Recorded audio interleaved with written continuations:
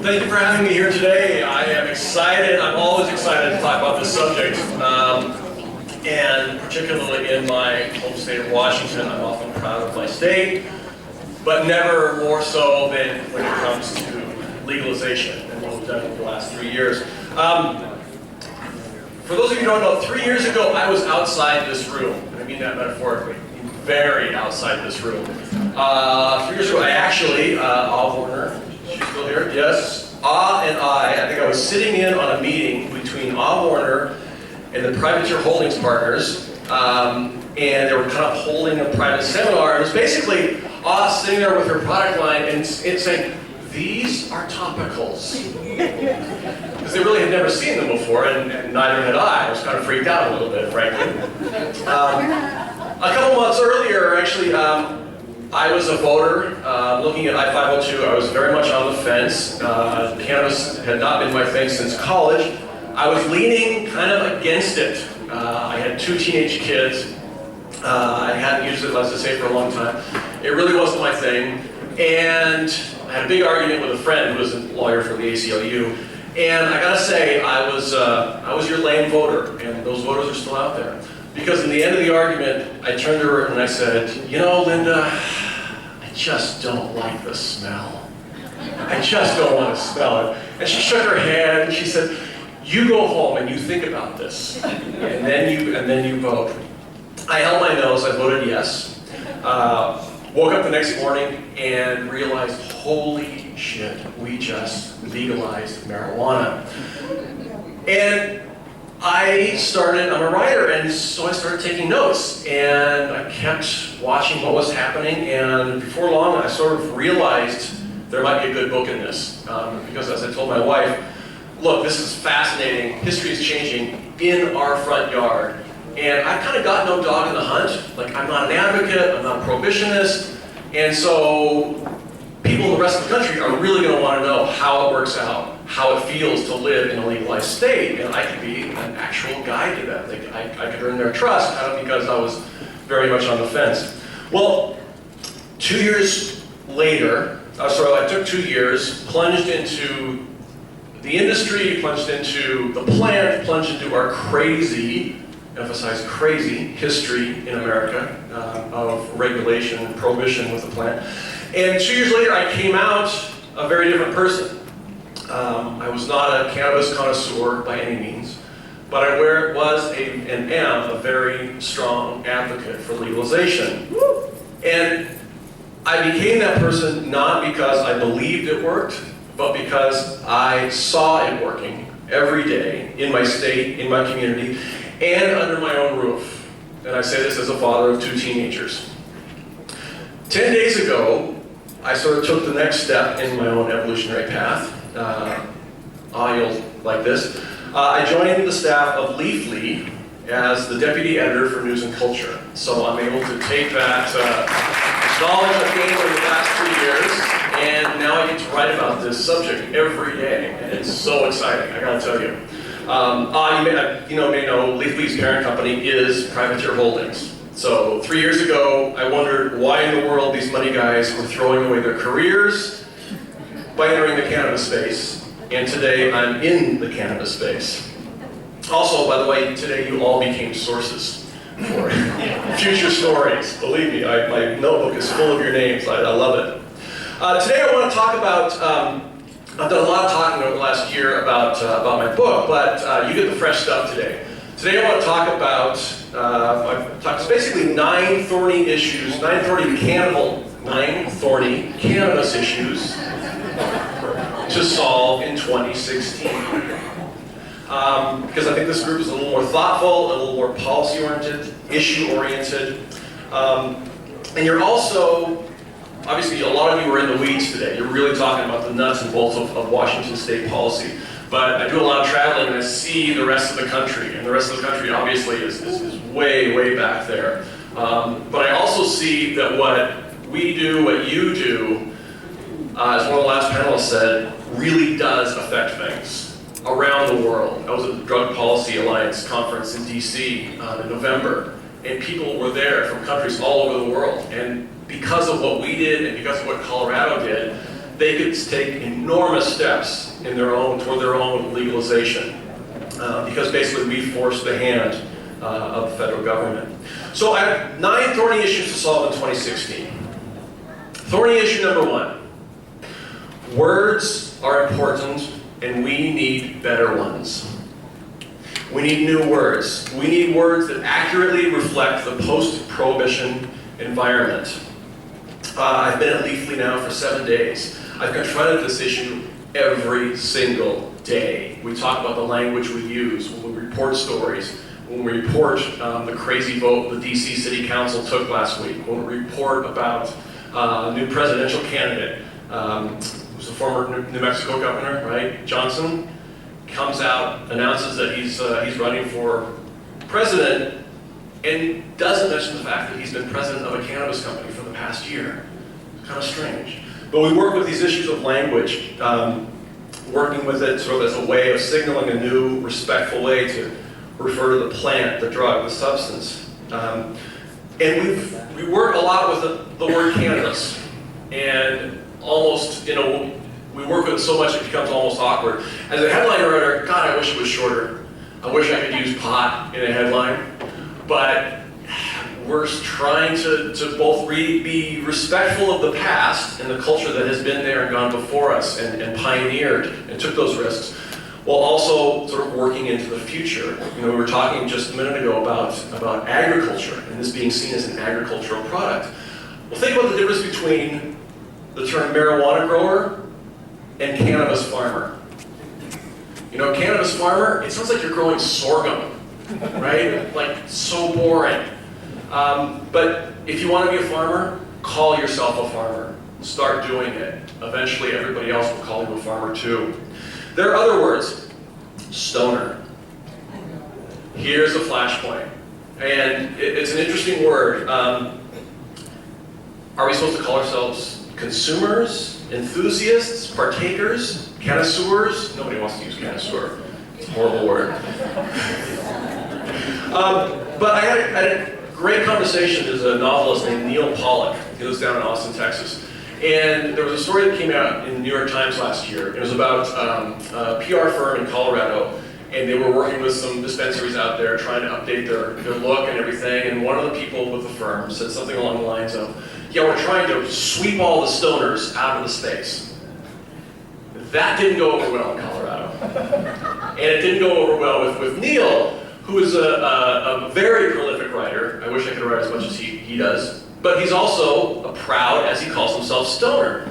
And actually he wrote a piece for Ricardo Baca at the Cannabis, the Denver Post, sort of describing his feelings about this. And I talked to him, and he said it's one of those words where it's really for him a point of pride. It signifies that he has been doing this, he's been behind this substance, this culture for many, many years.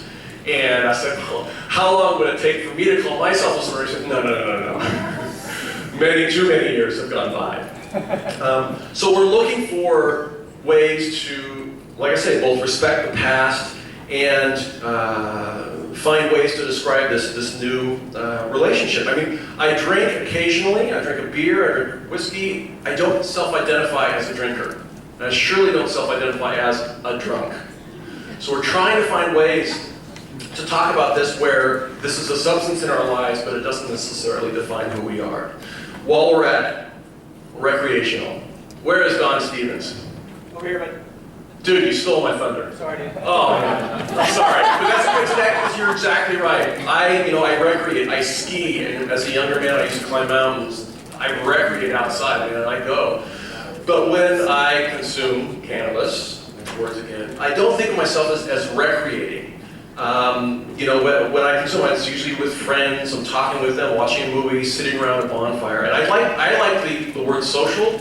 I also like the word adult, but I like the word social because I'm a social drinker and I'm a social consumer when it comes to cannabis. And so think about these things, these words, they really make a difference.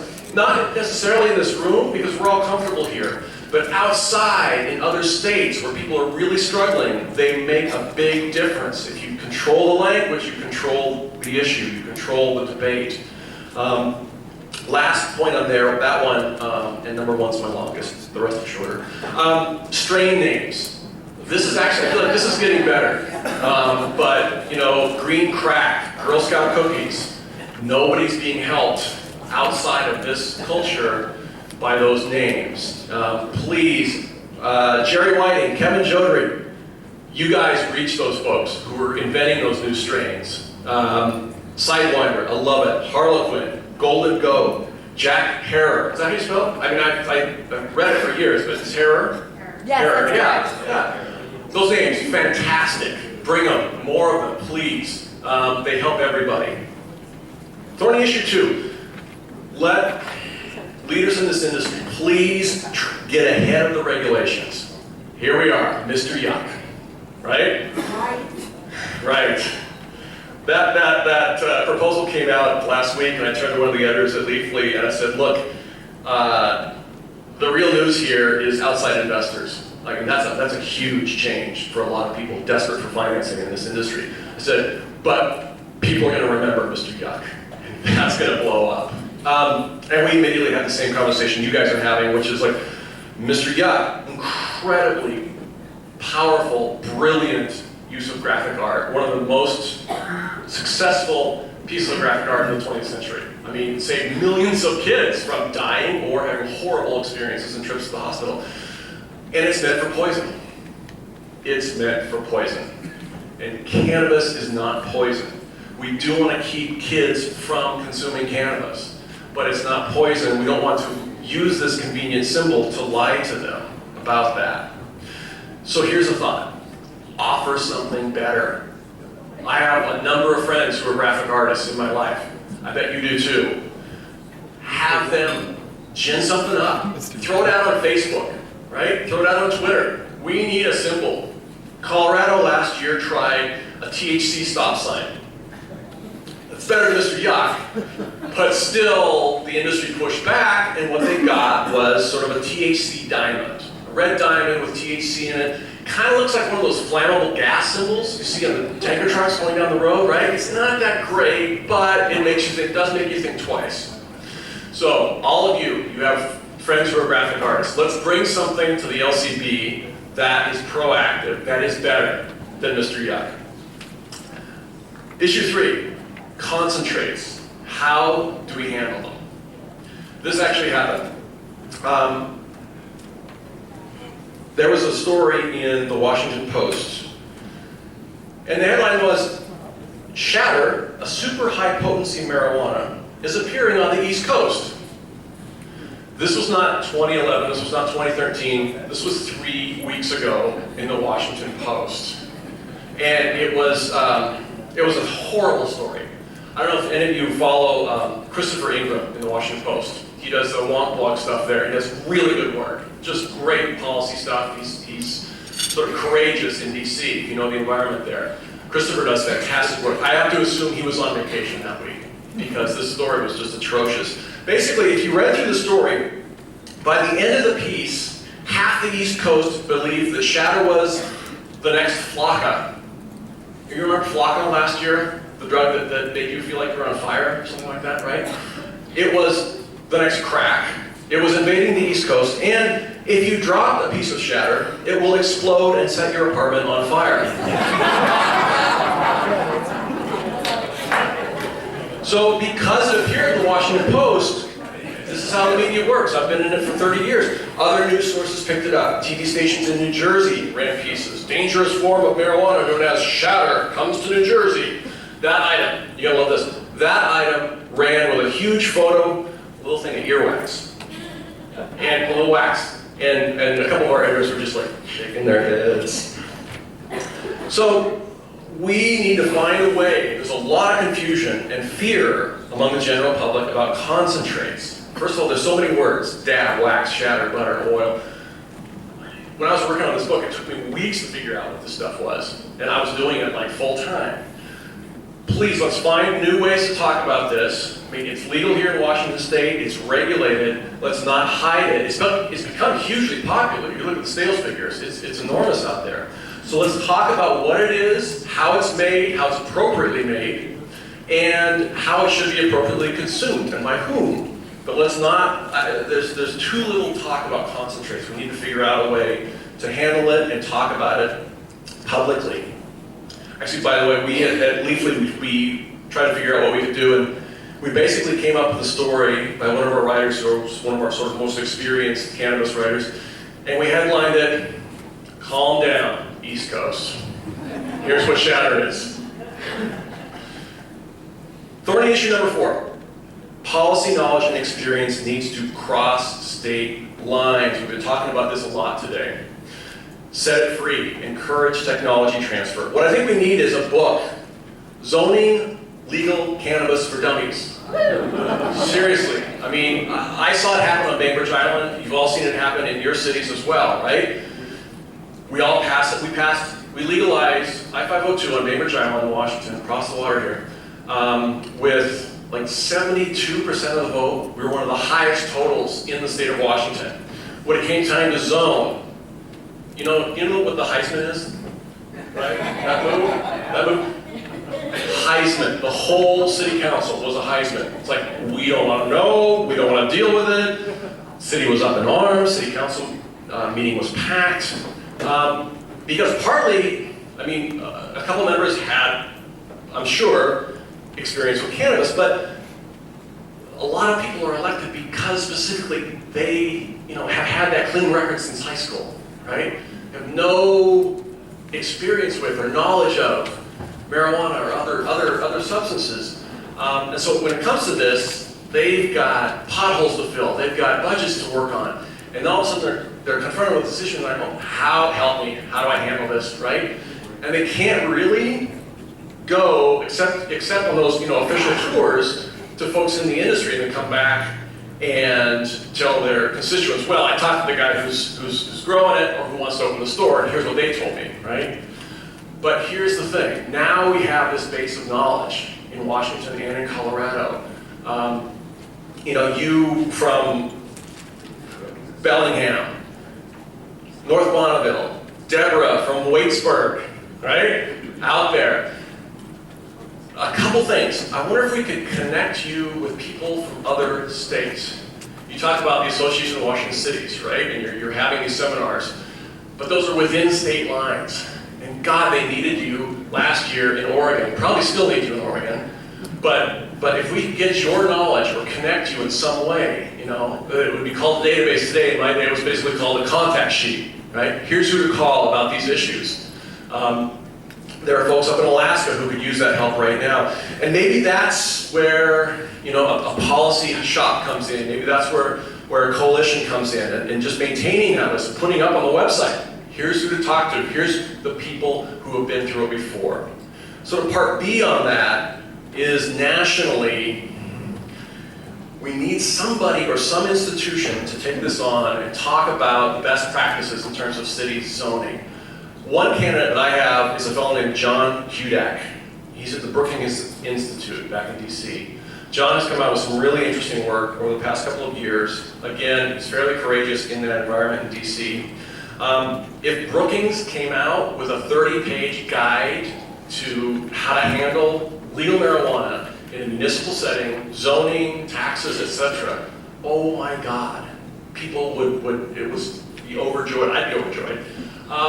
Put that out, have some case studies in there. Here's how this town handled it. Here's how this town handled it.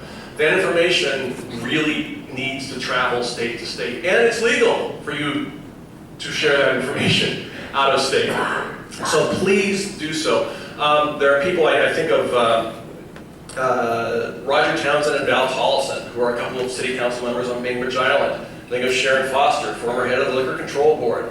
I'm going to give a shout out to a person that you may or may not know. His name is Scott Jarvis. You know Scott Jarvis? No? You should. He is the director of the Washington State Department of Financial Institutions, DFI. Nobody ever knows about Scott Jarvis, but he did amazing work over the past 2 or 3 years to create a path to allow state chartered banks and credit unions, folks like Numerica, folks like Salao Credit Union, to offer accounts to marijuana-related businesses. And Scott has knowledge and contacts back in DC with those institutions that could really help things in other states. My second idea is, let's put Don Stevens on a 46-state tour.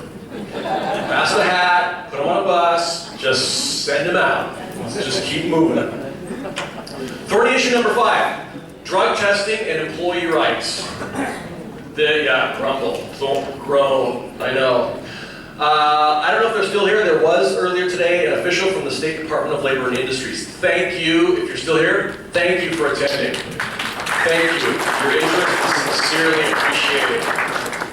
In Washington, we all know 2 things. Cannabis is legal, and your employer can still test you for it and still fire you for it, even if it's on your personal time. If you didn't read about the Dish Network case last year, you really should look it up. I followed it, and I interviewed the fellow who was the plaintiff in the case, Brandon Coates, Brandon's was a paraplegic gentleman, and he had a job with Dish Network in Denver, and he was basically a call service rep. And he was really good at his job. Excellent, got great remarks, was promoted. And Brandon, to control his pain and especially his spasms, would have cannabis, medical cannabis, where she had a card the night before work. By the next morning, there was no psychoactivity had worn off, but the calming effect helped him go to work and do his job, get through the day. Well, random drug test, came in hot, Brandon was fired. Took it to court. In court, Dish Network argued that in fact, Brandon was intoxicated during work, not because he was high or erratic or that he did bad, his performance was bad, but because the seizures were calmed. That was the intoxicating effect of the drug at work. So we get into real Alice in Wonderland territory here. Colorado Supreme Court found for Dish Network. That's where we stand today. I had an amazing talk last week with a guy named Tommy Eaton from Opelika, Alabama. He read my book or an article or something, he called me up, and he is a nationally respected attorney on issues of drug testing and employment. Apparently, Tommy advises companies in more than a dozen states on these issues. And he said right now, employers are fairly, scared bleepless by medical marijuana and where that intersects with the Americans with Disabilities Act.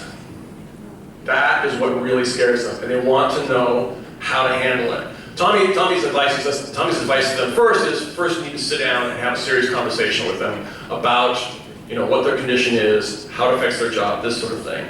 But the real amazing issue, as we got to talking, was that there are basically safety-sensitive positions and non-safety-sensitive positions, right? And safety-sensitive positions we all think of as the train conductor, right? The air traffic controller.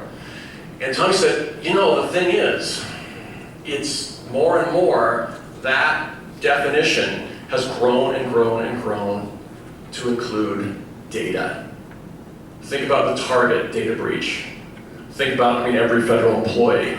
Think about Sony. He said anybody with the means in their hands on significant chunks of data is more and more considered in a sort of safety position.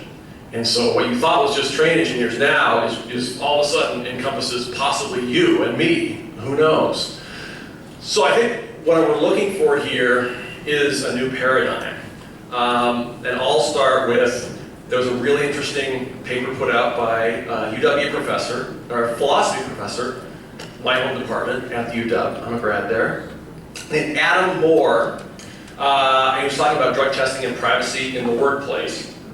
He says, consider the following thought experiment. Upon moving to a new country and starting a job, you're told that there are mandatory testing laws in place. But these laws are a bit odd because they're designed to test if working adults have a high body mass index. Your new employers defend those tests by citing numerous studies indicating that overweight individuals have more accidents at work, use more health care, are less productive than their peers. Suppose the test included taking random blood and urine samples along with weigh-ins under direct observation. While there are numerous dissimilarities between workplace drug testing and testing for obesity, there are striking similarities, or so Adam Moore says he will argue. In fact, he says, I will argue that in large part, these views stand or fall together. And it's a really interesting point of view. We really need a new way of thinking We don't need to tweak drug testing and how it exists in America. We need a new paradigm. We need to think about words like impairment and performance. Again, words are powerful. Impairment, not coming in hot on a drug test. Let's have appropriate workplace expectations and regulations, and let's respect the personal private rights of employees. Let's have that conversation. Next thorny issue, let's ease the tension between pioneers and newcomers. I think of this as a Tommy Chong issue. Last year, the NCIA had a lobbying day up on Capitol Hill. Some of you may know this story. Tommy decided that he'd go along, lend his support. You know, he's got his own brand of stuff, and he'll go along. That put Aaron Smith, who's the NCAI director, in a bit of a quandary, in a bit of a spot. Because if you know how the media works, you know if there are 20 reporters sent out to cover cannabis lobbying day on Congress, and you have 29 people, freshly scrubbed, haircut and all, in business suits, and Tommy Chong, who do you think the photo's going to be taken of? It's Tommy, right? And I love Tommy, due respect. You know, you spend any time with Tommy, the other thing is, he is like followed by Pigpen's cloud of joints being thrown at him. Like bystanders, people see him, and you know, that's his life. He gets that like every day. It's incredible. So the chances that Tommy was maybe holding could have been high on that day. It was a horrible mess. In the end, Tommy didn't show up. But there needs to be, I think, two things happen here. One, from people like me, relative to newcomers, more respect. And I try to include this in every talk that I give. Farmer Tom, full respect. Full respect. You were out there risking your neck when I was not. And, you know, going through the research that I did, you know, I now have a bit of shame, not about myself not questioning what the government had been feeding me for 40 years. But you were out there, full respect. And what we're asking, I think, newcomers from the veterans and pioneers is just welcome. Just welcome. We all come, you know, with a different set of information and knowledge base. We're trying to learn. You know, I've been very welcomed, but some others haven't. So respect from our side, welcome from the pioneers, and I think things will move along just swimmingly. Thorny issue 7. More talk, but much more action to diversify the cannabis industry. I include myself in this. Look, I'm a middle-aged white guy. I come from a place of privilege. There was an amazing quote that Ethan Nadelman gave out. Ethan Nadelman, head of the Drug Policy Alliance. This was 2 years ago in Denver. And legalization was just coming in. And Ethan Nadelman looked out at everybody and he said, I have some tough news to tell you. He said, the people most negatively affected by the war on drugs are not necessarily going to be the people most positively affected by its end. And we're seeing that play out.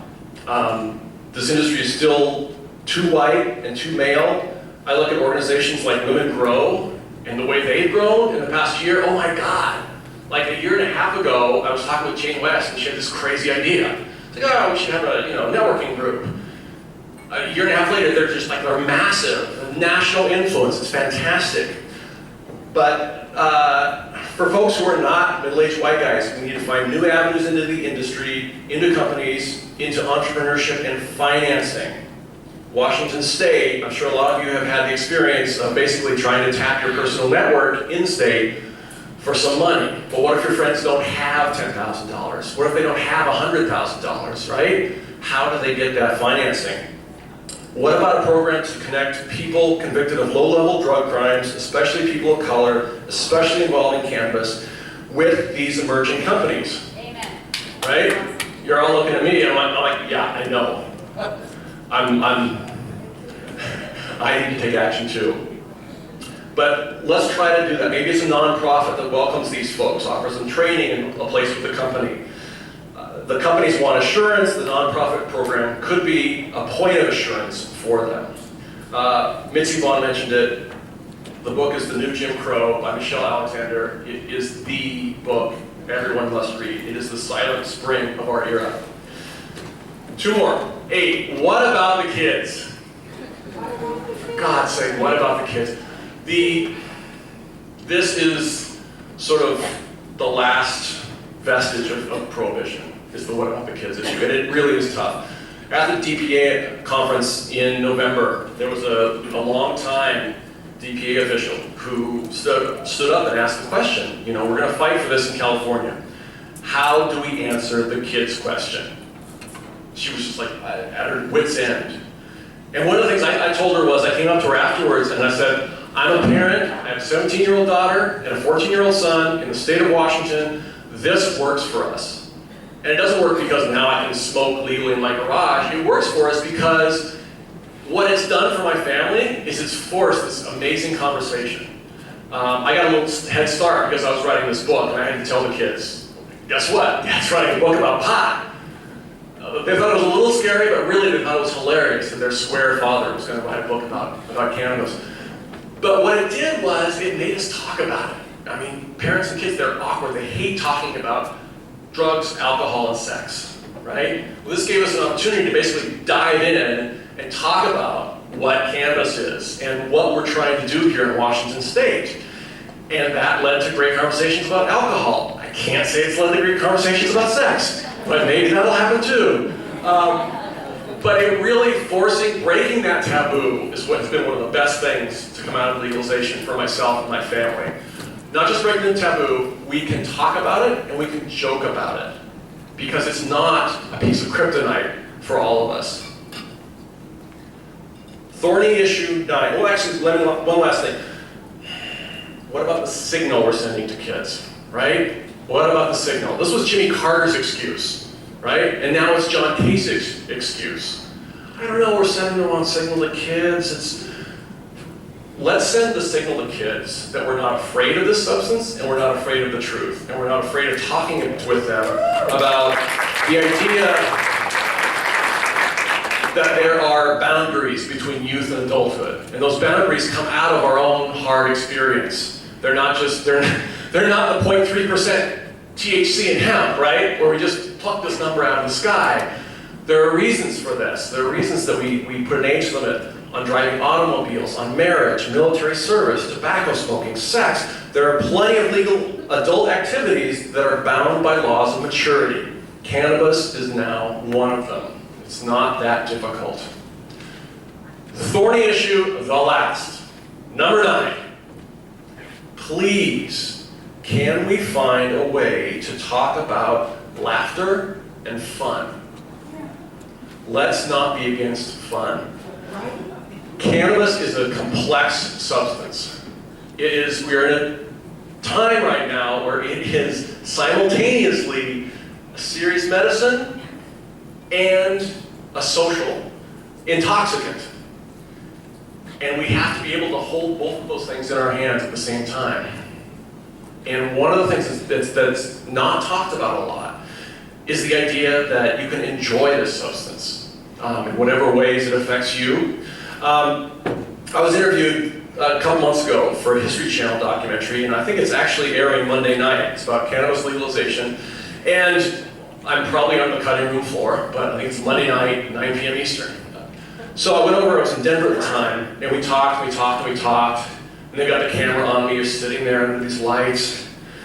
And toward the end of the conversation, the host turns to me, and he says, well, how do you like to enjoy it? And it's still there, the panic. I'm a child of the early 80s, the panic is still there. And I swear to God, I felt like Bill Clinton. You know, I tried it, but I really didn't enjoy it. It was for research purposes only. And I just stopped and I took a deep breath and I really thought about it. And I thought about it in a way that, okay, if my kid asked me this question, how would I answer it? Because they actually might see the documentary, right? And so I said, you know, when I use it, it's usually among a close group of friends we're relaxed, we're having a conversation, maybe you're around a bonfire, and it's because I want to laugh. It helps me do that. That's what it does for me. And that's what I really, really enjoy about it. And I wonder, you know, what's wrong with laughter? Why are we against fun? It's our Puritan history as a nation here, right? It's like remember the Name of the Rose, that movie? And the old man and the scrivener, when it comes down to it, there was some passage that could not be seen by anybody, ever.